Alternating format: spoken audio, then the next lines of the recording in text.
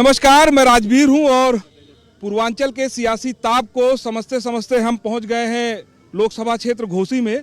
और घोसी एक लोकसभा की ऐसी सीट है जो पूर्वांचल की आखिरी चरण में जो चुनाव होने हैं उनमें सबसे इंटरेस्टिंग जो फाइट है, सबसे मज़ेदार जो चुनाव होना है वो माना जाता है कि घोसी में होगा। चूँकि 2014 में भारतीय जनता पार्टी ने यहाँ से पहली बार जीत दर्ज की थी, लेकिन 2019 में भारतीय जनता पार्टी ये सीट अपनी गंवा चुकी थी। उसके बाद से अगर आप देखेंगे तो देश की आज़ादी के बाद से सीट का अपना एक अलग इतिहास रहा है। पहले हम आपको तमाम जो हमारे मेहमान हैं अलग अलग दलों से उनसे परिचय करा देते हैं। हमारे साथ अभिषेक राय जी हैं जो किसान मोर्चा भारतीय जनता पार्टी किसान मोर्चा से हैं, भारतीय जनता पार्टी की तरफ से पक्ष रखेंगे। गोपाल राय जी हैं जो सांसद प्रतिनिधि हैं, सांसद प्रतिनिधि बसपा के हैं, और साथ ही साथ रामाश्रय राय जी हैं समाजवादी पार्टी से। तो सबसे पहले तो आपसे ही समझेंगे, चूंकि ये सीट तो आपने सुभाषपा के खाते में दी है, आपको लगता है कि 400 का नारा यहाँ कामयाब होगा? हाँ, 400 का नारा एकदम बिल्कुल कामयाब हुआ है। घोसी में हम लोग 2014 में देखिए, जब मोदी जी प्रधानमंत्री बने पहली बार 2014 में, तभी हमने लोग जीता। 19 में गठबंधन था, वोट का परसेंटेज देखेंगे तभी हम लोग का अधिक था। इस बार हम लोग छड़ी जीत जाएंगे। इस बार जीतने का दो फैक्टर है, एक तो मोदी जी फिर तीसरी बार 400 पार का नारा दिए हैं, और हम लोग को जो घोसी जीतना है, जो विकास का कार्य हो रहा है उसमें 80% हम लोग को माने हैं कि जो मंत्री हैं मऊ माटी के लाल AK शर्मा जी लोग, जो अल्प समय में इतना रोजगार और काम करा दिए हैं कि यहाँ की जनता विकास के मुद्दे पे छड़ी को एकदम खड़ा करके जिता रही है, न कि गठबंधन का जो हम लोग का प्रत्याशी है। अभी हाल ही में यहाँ एक बाई इलेक्शन भी हुआ, लेकिन वहाँ पर तो समाजवादी पार्टी इलेक्शन तो चुनाव हुआ था, जनता का परसेंटेज हम लोग का वोट अधिक था, वहाँ बसपा अपना प्रत्याशी नहीं दी थी, तो उसका वो नहीं है। ये देश का चुनाव है, मोदी जी को हम लोग को तीसरी बार प्रधानमंत्री नाम का चुनाव, इसलिए आप जीते। विकास पुरुष जो माननीय AK शर्मा जी ने है, आप लोग मऊ में देखिए, आप मऊ में अगर घूमेंगे तो गली गली मऊ लोकसभा देखेंगे तो कोई एक गांव के बाद दूसरा गांव नहीं होगा जो उनका निधि या पूर्वांचली का उनके सामर्थ्य से कोई विकास का कार्य उनके द्वारा नहीं हो रहा होगा। और मऊ में देखें तो 2000 करोड़ से ऊपर की योजनाएं चली। यहाँ की जनता केवल जो विकास का पहिया रुक गया था, विकास के पहिया को आगे एकदम समझ चुके हैं कि AK शर्मा बढ़ा रहे हैं, और उनके सम्मान में विकास के नाम पे NDA गठबंधन छड़ी को जिता देगी। अच्छा, समाजवादी पार्टी के रामाश्रय जी हैं, अभी आपने सुना आपके साथी सहयोगी क्या कह रहे हैं जी, विपक्ष से हैं जी। आपको लगता है कि जो जिस विकास की बात ये कह रहे हैं कि 2000 करोड़ रुपए की लागत से तमाम इन्होंने योजनाएं बताई और भी आगे की योजनाएं बता रहे हैं, तो वो डेवलपमेंट हो रहा है क्या? देखिए, कहीं कुछ नहीं हो रहा है। इस झूठ के खिलाफ हमारा जंग है।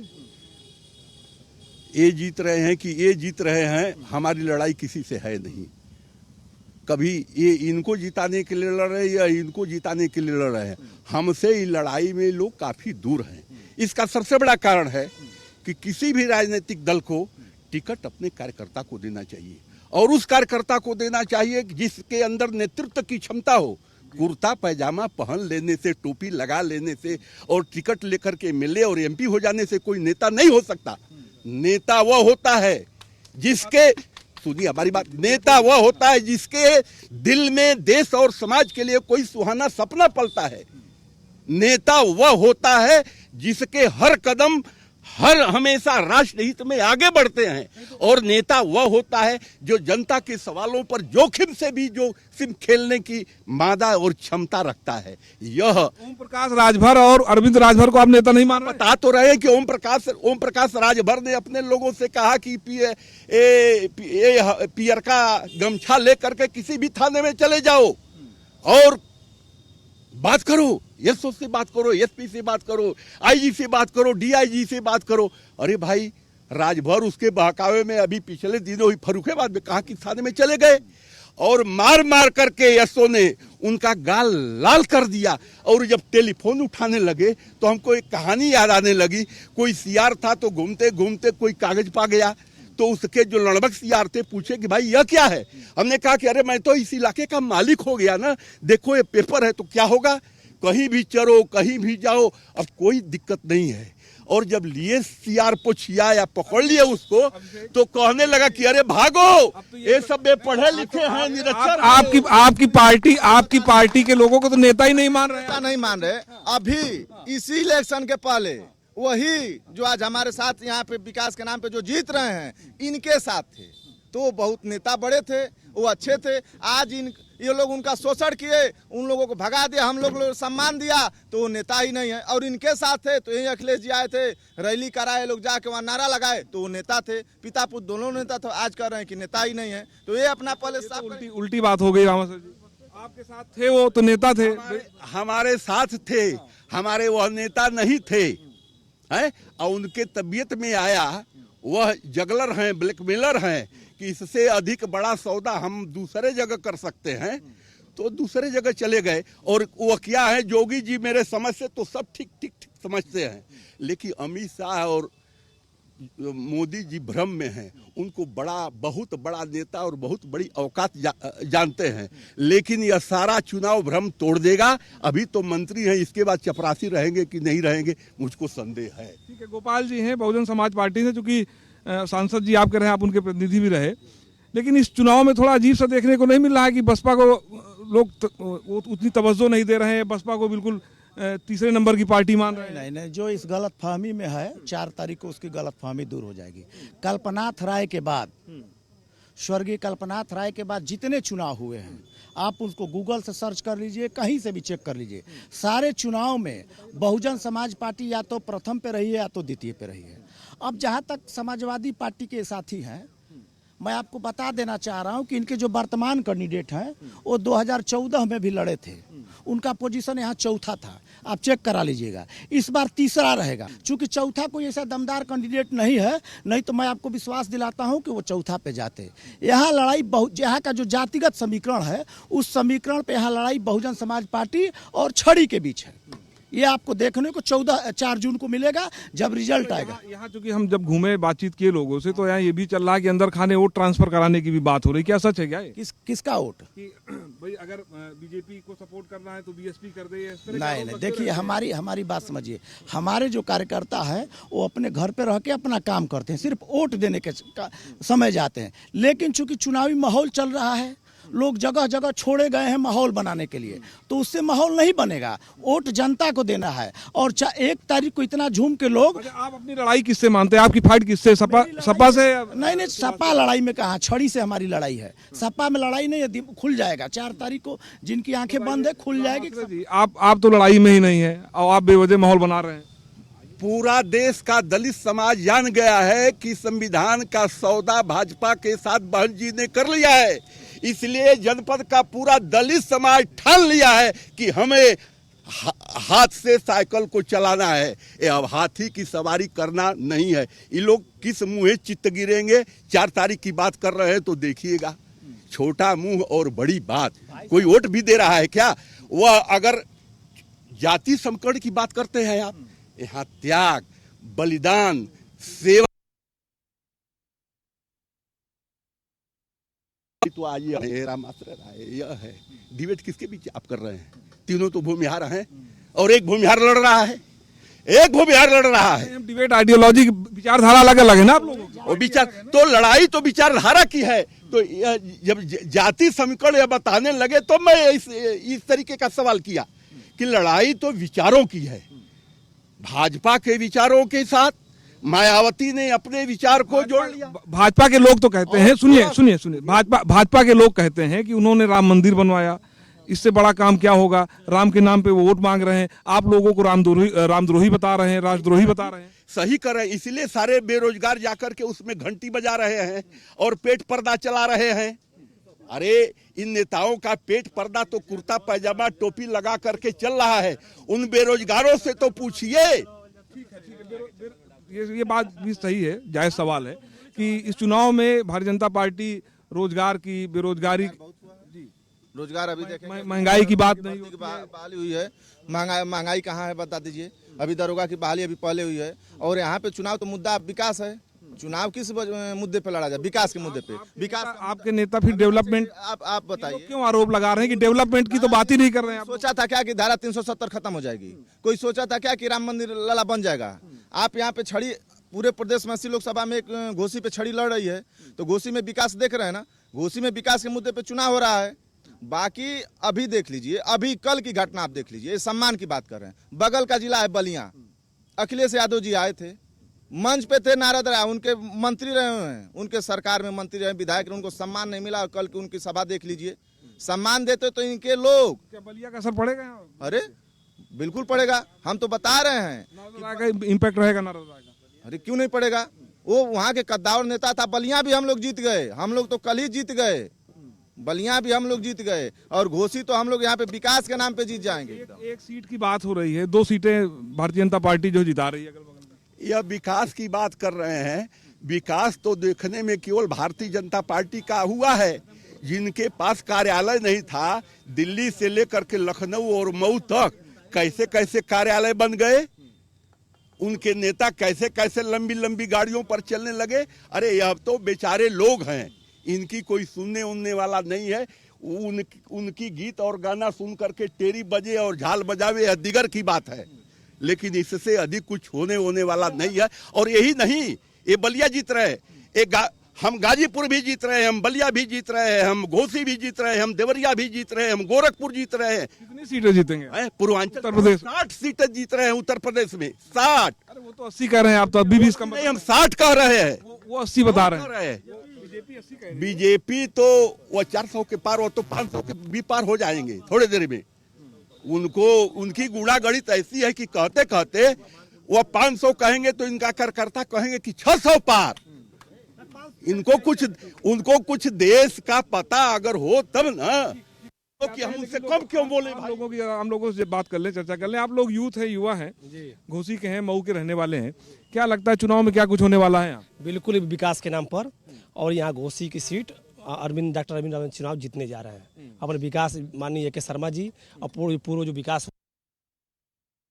के साथ देख रहे हैं, मऊ का रेलवे स्टेशन देख लीजिए कितना बड़ा विकास हो रहा है। इंदारा का ओवरब्रिज जो लंबे समय अंतराल से उसका कोई देखने वाला भी नहीं था, लगभग 65 करोड़ से उसका निर्माण होने जा रहा है। तो कितना हम लोग को जो चीज़ें जो हम लोग जो जमीनी स्तर पर देख रहे हैं, जिससे हम लोग बहुत इससे पहले जो अतुल राय सांसद थे, अभी भी हैं हालांकि, तो क्या उन्होंने कोई डेवलपमेंट नहीं किया? नहीं, अतुल राय पर हम क्यों कहें, उनकी तो बस सांसद थे, जिम्मेदारी उनकी है। नहीं, बिल्कुल हम बात मान रहे हैं। बहुजन समाज पार्टी ने इतना उनको विकास की होती तो अतुल राय जी की या उनके लोगों को क्यों नहीं टिकट इस बार मिल गया।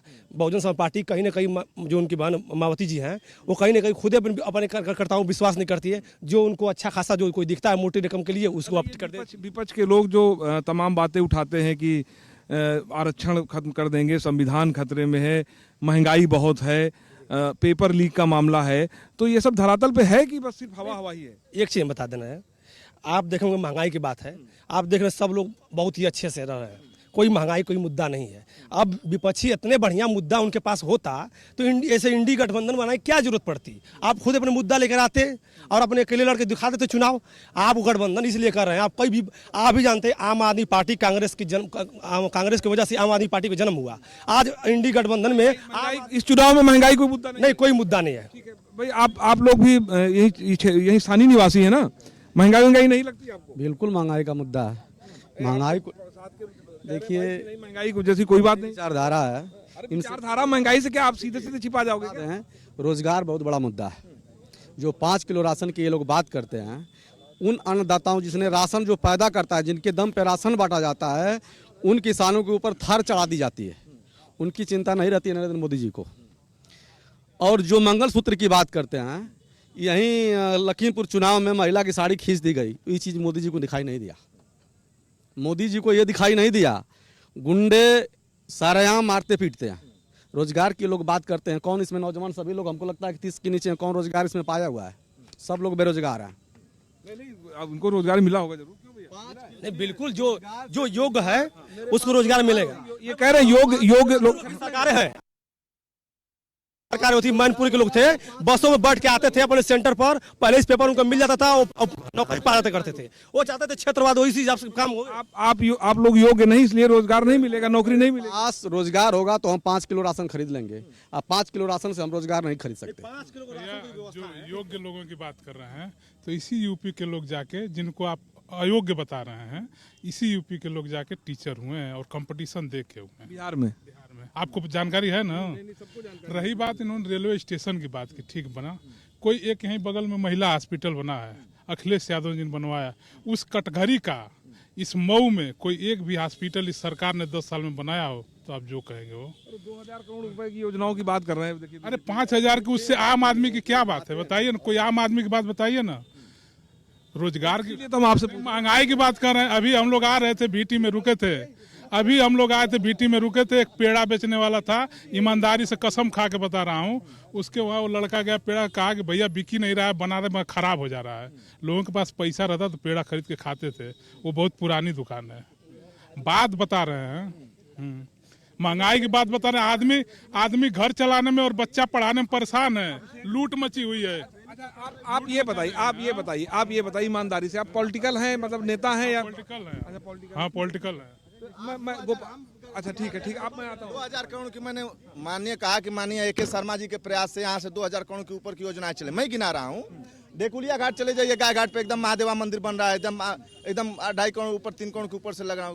मंगलम भवन 10 महीने के अंदर में 8.5 करोड़ के ऊपर से एकदम भव्य बिल्डिंग, जो वहाँ गरीब तबके का जब यहाँ पे है, तो दूसरा हॉस्पिटल देखिए का सहारा में हुआ है। देखिए माननीय योगी जी ने दिया है। अभी देखिए बिजली का तार शहर के चारों तरफ, नारायणपुर से लेके टीबी सेंटर के बगल में चारों सब सेंटर बना। डेवलपमेंट सुनिए ना, इतना डेवलपमेंट है। एक मिनट और सुन लीजिए, पूरे भारत में नगर पालिका में सबसे लंबी लाइट 12 किलोमीटर यहाँ लगी है मऊ में, वहां से उठा के देख लीजिए। रोजगार डेवलपमेंट, ये आपके सहयोगी हैं, इनको क्यों नहीं दिखता है? ये जो लोग हैं, इनको क्यों नहीं दिखता है? जो जिसके आंख पे पट्टी बनी है, जो हार रहा है, हार के डर से वो क्या करेगा। अभी औद्योगिक पार्क देख लीजिए आप, औद्योगिक पार्क डाटा उठा के देख लीजिए, यहाँ से कई ट्रेनें डायरेक्ट शर्मा जी ने चलवा दी। क्या ट्रेनें चले तो यहाँ के लोग नहीं जाएंगे बाहर, उसे रोजगार नहीं मिला। इतना राम आश्रय जी, ठीक है, ये जवाब ले लेते हैं भाई। इतनी योजना, इतना काम डेवलपमेंट का बताया, आप लोगों को क्यों ये काम नहीं दिख रहा है? कौन सा चश्मा लगाना है आपको? देखिए ये सब लोग देख रहे हैं, इनकी इतनी बड़ी औकात है कि अभी ट्रेन की बात कर रहे थे। ट्रेन के जो कुली हैं, इनको अब तक तनख्वाह वेतन नहीं मिलता है, केवल वर्दी मिलती है साल में 2, और इनकी आर्थिक स्थिति इतना मजबूत हो गई कि कुली को 2 वर्दी भी देने में असमर्थ हो गए, बंद कर दिए। दूसरी बात, जो वरिष्ठ नागरिकों को यात्रा करने में रियायत मिलती थी, उस रियायत को इन्होंने बिल्कुल समाप्त कर दिया। और अब चुनाव आया है, उखिया उख न दे आ घरवा भेली के बोलावे। अब कर रहे हैं कि हम 5 लाख की मुफ्त इलाज की व्यवस्था करेंगे। एक यात्रा कर रहे थे, होगा। आपके चैनल से कहना चाहता हूं कि वह रियायत खत्म है। तो यह तो इनकी औकात है कि कुली को वर्दी भी नहीं दे पाएंगे, आप वृद्धों को यात्रा भी नहीं करा पाएंगे, आप विकास। अरे इस झूठ और लूट के खिलाफ ही हम साइकिल निशान लेकर के मैदान में हैं, लड़ेंगे, इनको परास्त करेंगे। गोपाल जी, आप चूंकि अतुल जी तो सांसद थे, आप उनके प्रतिनिधि हैं, जब डेवलपमेंट की बात होती है तो बात उनका नाम आना चाहिए। हालांकि अधिकतर समय उनका जो है जेल में भी था, तो हालांकि वो कुछ भी हो सकता है, साजिश हुई है, आप लोग ज्यादा बेहतर समझते हैं उसके लिए क्या हुआ। लेकिन सांसद आप लोग रहे, और विकास की बात भारतीय जनता पार्टी करती है। देखिए, अब कुछ चीज़ें ऐसा होता है कि जितनी प्रधानमंत्री सड़कें बनी हुई है, बताइए कौन प्रस्ताव करता है? मैं आपके माध्यम से जानना चाहता हूँ। अब उसको भी ये लोग सरकार में है तो बढ़िया ही गिन लेंगे कि हम बनाए हुए हैं, तो उसकी तो कोई बात नहीं है। ये जो अमृत महोत्सव का, ये इसका हमने प्रस्ताव किया था। मैं आपको अभी वीडियो दिखा दूंगा, जिस इंदिरा की भाई साहब चर्चा कर रहे हैं, मैंने अपने लेटर पे लिख के ये दिया था कि वो सड़क देवरिया तक जाती है। वहाँ देवरिया गोरखपुर के लोग भी उस सड़क पे आते हैं। उस पे अन्य जगहों के सांसद ने भी साइन किया था कि नहीं, वो पुल बनना चाहिए। उसी बनारस मंडल की मीटिंग में तय हुआ। राजीव प्रताप रूढ़ी उस कार्यक्रम की अध्यक्षता कर रहे थे। उन्होंने लिखित रूप से कहा कि इस सड़क को आप अपने सब्जेक्ट में सम्मिलित करिए। अब चूंकि हमारा दुर्भाग्य है कि मेरा सांसद जेल में है, आपका सौभाग्य था कि आप वहां चले जाते थे। चूंकि आप रिटायर्ड IAS है, हर विभागों में जाते हैं, तो वहाँ के बाबू वगैरह से आपका परिचय है। उन्होंने बता दिया कि आपके जिले की ये बात है, ये सड़क बनने वाली, आप आओ देखा न ताओ देखा, आके उद्घाटन कर दिया। मलाई एक दिन में नहीं। बताइए दुनिया में कोई किसके पास इतनी ताकत है कि एक दिन में कह देगा कि पुल बन जाएगी? मोदी जी भी नहीं कर सकते हैं। ठीक है, एक मैं आता हूँ अभिषेक, मैं आता हूँ। एक सवाल मेरा भी है, हमारे साथ हमारे साथी पत्रकार भी हैं, देवेंदु जी। देवेंदु, सबसे मेरे मन में ये बात आ रही है, सवाल उठ रहा है कि जब समाजवादी पार्टी के साथ ओम प्रकाश राजभर जी थे, तो सबसे बड़ा और एक मजबूती के साथ उन्होंने छुट्टा जानवरों का मुद्दा उठाया। तो अब क्या ये मुद्दा नहीं है, छुट्टा जानवर गायब हो गए, ये आपको क्या लगता है कि क्या मुद्दा है इस चुनाव में या नहीं है ओम प्रकाश राजभर के लिए? देखिए, ओम प्रकाश राजभर की बातों की जो क्रेडिबिलिटी थी वो दिन प्रतिदिन कम हुई है। ओम प्रकाश राजभर वर्तमान समय में उत्तर प्रदेश सरकार में मंत्री हैं, लेकिन लोगों को भरोसा नहीं है कि ओम प्रकाश राजभर कब तक एनडीए के साथ हैं। लोग तो यहाँ तक कह रहे हैं कि ओम प्रकाश राजभर सुबह या शाम कभी भी दल बदल सकते हैं। हालांकि एनडीए गठबंधन की तरफ से उनके पुत्र प्रत्याशी हैं। जो मुद्दे उन्होंने विपक्ष में रहते हुए उठाए थे, 69,000 भर्ती में आरक्षण का मुद्दा हो, छुट्टा पशुओं का मुद्दा हो, सारे मुद्दों को वो भूल गए हैं, क्योंकि उनके सामने एक मुद्दा है अपने लड़के को सांसद बनाना। उनके लड़के 2017 के विधानसभा चुनाव में हार चुके हैं बलिया से, 2022 के विधानसभा चुनाव में शिवपुर से, बनारस से हार चुके हैं, इस बार चुनावी मैदान में हैं। यहाँ का जो मुख्य मुद्दा है वो बेरोजगारी है, रोजगार है। लेकिन के लिए देखो, भारतीय जनता पार्टी के लोग कह रहे हैं उन्होंने इतना रोजगार दिया है कि लोगों को दिख ही नहीं रहा रोजगार, तो क्या करें? नहीं, देखिए, रोजगार की जो ये साथी बातें कर रहे हैं, सत्ता में है बातें करेंगे, सत्ता के लोग बातें अच्छी करते हैं और सुनते भी लोग हैं, क्योंकि सत्ता में लाभ दे सकते हैं। यहाँ अगर घोसी लोकसभा क्षेत्र की बात की जाए तो AK शर्मा मंत्री हैं, PMO में IAS रहे हैं, मोदी के साथ रहे हैं 21 साल, प्रधानमंत्री से अच्छा कनेक्शन है, डेवलपमेंट के काम काफ़ी किए हैं। अगर घोसी की बात की जाए, घोसी लोकसभा में तो तकरीबन 3,000 करोड़ के प्रोजेक्ट AK शर्मा लेके आए हैं। औद्योगिक क्षेत्र में विकास के लिए भी उनके प्रयास से CM योगी ने एक प्रोजेक्ट पास किया है, लेकिन अभी वो पाइपलाइन में है। चीज़ें अभी ग्रास रूट लेवल पे इन पैनल नहीं हुई हैं, चीज़ें अभी दिख नहीं रही हैं, लेकिन AK शर्मा ने जो और बदलाव किए वो दिख रहा है। ये बड़ा मुद्दा है। नहीं तो अगर ये AK शर्मा ने विकास का कार्य नहीं कराया होता तो समाजवादी पार्टी। ये बताइए, मैं आपसे ये समझना चाहता हूँ कि क्या आपको लगता है कि ये चुनाव यहाँ के जो लोकल लोग हैं, स्थानीय लोग हैं, वो बीजेपी और अगर राजभर यानी सुभाषपा की बात करें तो क्या उसमें कोई अंतर देख रहे हैं या नहीं, उन्होंने एक्सेप्ट कर लिया बीजेपी ने कि भाई नहीं, ऐसा होता है ना कि अगर पार्टी बदल गई तो लोग छिटक जाते हैं? ना, देखिए, भाजपा के नेता अभी तक एक्सेप्ट नहीं कर पा रहे हैं, क्योंकि ओम प्रकाश राजभर ने कहा था कि भाजपा के नेता जहां मिले उनको कुछ करो। मतलब मैं उस चीज का जिक्र नहीं कर, पार्लियामेंट्री लैंग्वेज, हाँ, उन्होंने जिक्र किया था। फिर ओम प्रकाश राजभर के एक नेता की एक जाति को गाली देते हुए वीडियो वायरल हुई, मुकदमा दर्ज हुआ था, पुरानी वीडियो है, लेकिन लोगों के मन में रहता है कि आप हमें गाली कैसे दे सकते हैं। ओम प्रकाश राजभर, मैं आपसे एक से नहीं देता हूँ उसका जवाब। भाई, जो आपके सहयोगी दल के यहाँ प्रत्याशी हैं, उनकी पार्टी के जो राष्ट्रीय अध्यक्ष हैं ओम प्रकाश राजभर जी, भारतीय जनता पार्टी के बारे में उन्होंने बहुत सारी चीजें कही, तो वो सब अब भूल गए ना आप लोग? अब तो कोई शिकायत नहीं है ना? जिसने तू कहा वो आज की डेट में हमारे इंडियन गठबंधन के प्रत्याशी हैं और हम लोग विकास के नाम पे चुनाव जीत रहे हैं। उसमें उन्हें वो शीर्ष नेतृत्व का गठबंधन का वो है, वो आए हैं, उसमें कहीं कोई दिक्कत नहीं है। नेतृत्व का हर फैसला कबूल है? हाँ, नेतृत्व सही हो चाहे नहीं, सही गलत के उसमें हम लोग को, जब वो दिल्ली से फैसला हुआ है इंडिया गठबंधन का। बताइए। मेरा मुद्दा ये है कि उन माननीय मोदी जी ने एक नारा दिया है कि अब की बार 400 पार, जिसपे जो है मतलब विपक्ष ने ये मांग उठाई, मतलब ये उस पे क्रॉस क्वेश्चनिंग की कि ये लोग 400 क्यों चाहते हैं, संविधान बदलने के लिए चाहते हैं। ये इसलिए मैं कह रहा हूँ, मैं इस बात का मतलब समर्थन करता हूँ कि ये लोग संविधान संशोधन करना चाहते हैं और संविधान के सुनिए सर, उसका प्रत्यक्ष उदाहरण दे रहा हूँ ना मैं। ये लोग जो है उसके थ्रू जो है ये संविधान का संशोधन करना चाहते हैं, जिसके तहत हम लोग को जो हक अधिकार मिले हुए हैं इस पे ये कुठाराघात करना चाहते हैं। इसका खुले तौर पे मैं जिक्र करता हूं कि 69,000 शिक्षक भर्ती थी। माननीय प्रदेश में योगी जी की सरकार है जो कि संविधान संशोधन नहीं कर सकते, फिर भी ये जो है पिछड़ों, दलितों और जो है विकलांग सामान्य अभ्यर्थियों के बच्चों का जो है इन लोगों ने आरक्षण लूट लिया। और अगर उस पे बड़ा आरोप है, ये एक बड़ा आरोप है। नहीं, ये जेन्युइन चीज है कि इन्होंने संविधान 400 सीटें ही क्यों चाहिए, ये लोग सवाल कर रहे हैं कि 400 सीटें तो भाई एक नारा 400 सीटें हम लोग पा रहे हैं, 80 की 80 पाकर वो बता रहे हैं कि आप संविधान बदल देंगे। नहीं, कहीं नहीं। हमारे मोदी जी ने कहा है कहीं हम लोग संविधान नहीं बदल रहे हैं। ये तो विरोधियों का अफवाह है, कहीं ऐसा कुछ नहीं कि हम लोग संविधान बदलने की बात कर रहे हैं, ये सब अफवाह है। एक बस आखिरी कमेंट्स आ जाए, क्योंकि संविधान संशोधन की बात हो रही है, इनके कई नेताओं ने भी इस तरह का बयान दिया है, तो आपको लगता है कि आप लोगों का मुद्दा ग्राउंड लेवल पे पहुंचा है? बिल्कुल पहुंचा। इन्होंने कहा कि 400 पार और जो संविधान रानी और मेस्तरानी को के वोट को बराबरी का हक दिया है, जिसके तहत इस चुनावी समर में हर आदमी गरीब के झोपड़ी में भी जाकर के हाथ जोड़ करके निवेदन कर रहा है, उस अधिकार को छीनने का जो इनका मंसूबा है उसको गरीब जान चुका है। गोपाल जी हैं। गोपाल जी, एक आखिरी कमेंट्स आपकी तरफ से भी आना चाहिए कि चूंकि बहुजन समाज पार्टी से आप हैं, तो आपको लगता है कि इस बार चीज़ें होंगी, चूंकि जो लड़ाई बताई जा रही है, जैसे दोनों लोग कह रहे हैं कि लड़ाई उनके बीच में है? नहीं, लड़ाई ये तो मैं कह ही रहा हूँ कि 4 जून को पता लग जाएगा कि लड़ाई किसके बीच है। आप यहाँ का इतिहास पलट के देख लें, यहाँ लड़ाई में हमेशा बहुजन समाज पार्टी रही है, चाहे फर्स्ट पे रही है चाहे सेकंड पे रही है। तो यहाँ की लड़ाई फाइनली बहुजन समाज पार्टी 4 तारीख को जीतने जा रही है।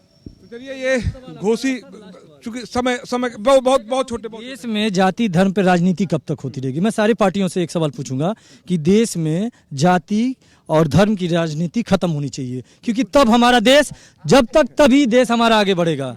ठीक है, जब तक आप लोग करते रहेंगे। ठीक है, ये घोसी के लोग थे और इन्होंने अपनी राय, बेबाक राय रखी और ये बताने की कोशिश की कि घोसी का जो चुनाव है, यानी कि जो 1 जून को जो वोटिंग होगी, उससे बहुत हद तक चीजें स्पष्ट हो जाएंगी कि 4 जून को क्या कुछ होने वाला है।